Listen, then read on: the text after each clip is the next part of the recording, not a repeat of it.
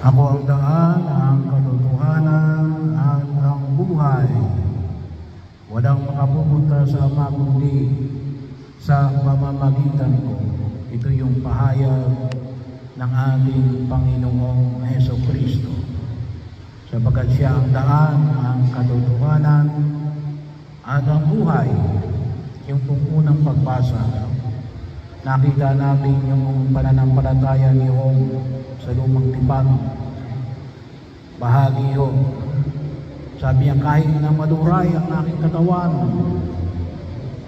sa daigdig na ginagalawan natin, sabi nga po natin, tayo ay tumatanda, nagkakakulubot, humihina ang ating katawan, nawawala na tayo ng lakas, habang tayo ay nagkakaedad.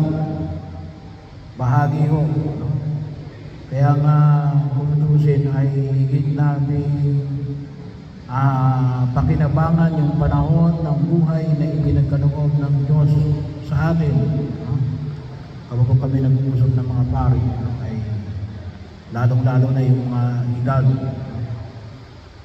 Kung tawagin natin yung mga 50 at 60, ay kung makapaglakad pa, lumakad, sapagkat yung panahon, hindi ka na makakalakad. Bahagi yun. Lalong-lalo kapag sabi nga natin yung ibang lugar, hindi mo na kayang puntahan. Wala nang lakas ang iyong mga paa. Kasi tanda yan ng katandaan. Bahagi yun. Ng bata, okay. Pero sabi nga natin, kahit sa gitna ng ating pagtanda, ay ang piliin natin ay ang Diyos. Ito yung pananalig ni Job. Kaya po, kung makikita ninyong istorya ni Job sa lumang tipan, yung aklat ni Job, ay isang tanda na isang nananalig sa gitna ng kanyang kahirapan. Nawalan siya ng hanap buhay, nawalan siya ng asawa, nawalan siya ng mga anak, nawala ang kanyang lahat ng ari-arian, nagkaketo.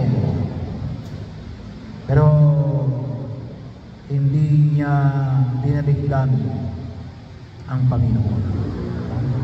Yun yung patunay ng Diyos sa kanyang pakipag-usap kay Satanas na hindi lamang yung mga sumusunod ko ang sumusunod sa akin, ay yung mga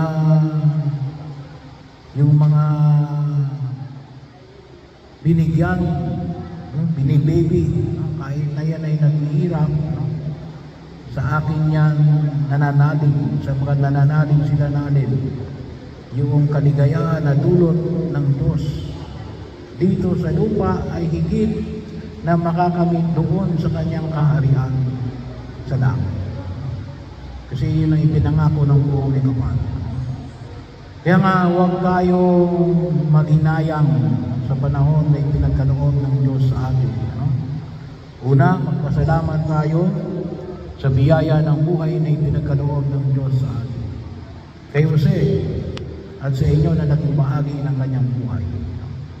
At maaaring iba'y naging karugtong pa ng buhay. Pangalawa, ay nawa ay tayo ay maging katulad ni Job na huwag lumimot sa Diyos sa gitna ng ating mga nararanasang kahirapan.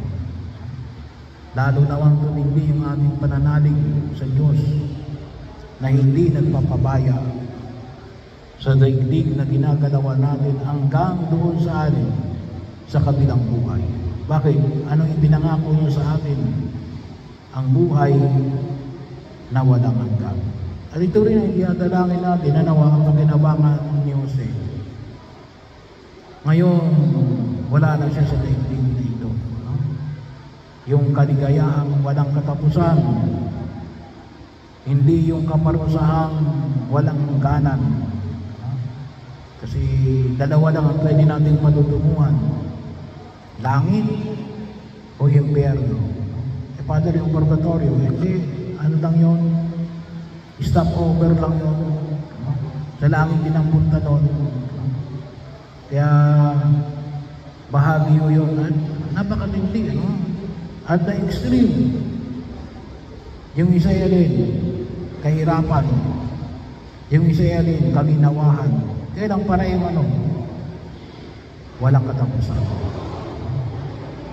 So, ang nais ng Diyos ay tayo ay magkaroon ng pananalig na higit nating pakinabangan ang biyaya ng buhay na walang hanggan. Tawa, ito yung landas na tinatahak ni Jose.